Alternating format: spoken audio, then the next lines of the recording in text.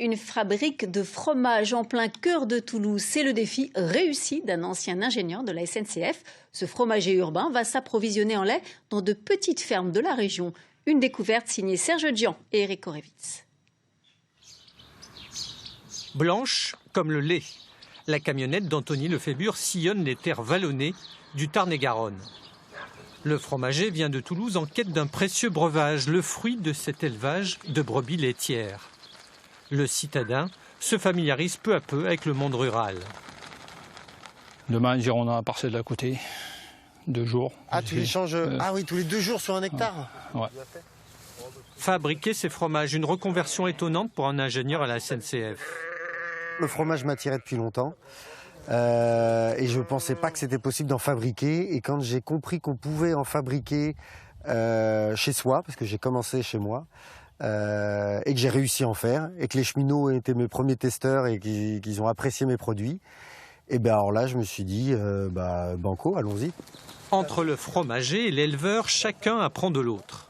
Cette technique de fabrication de fromage, voilà, le retour que lui a des clients, donc indirectement via Anthony, on a le résultat de notre travail. Dans cette ferme, 250 brebis produisent chaque année 100 000 litres de lait. Une infime partie est destinée à la laiterie d'Anthony Lefébure.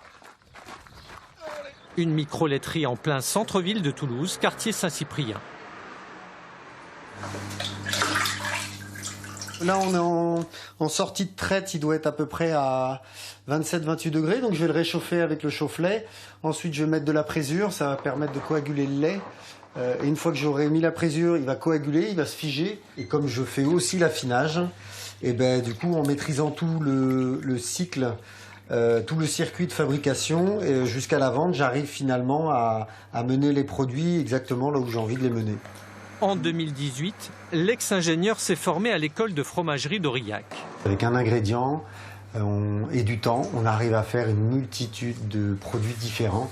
Et je crois que c'est ce côté magique qui m'a plutôt impressionné, à me dire que c'était quelque chose d'assez inaccessible. Et puis finalement, j'y arrive.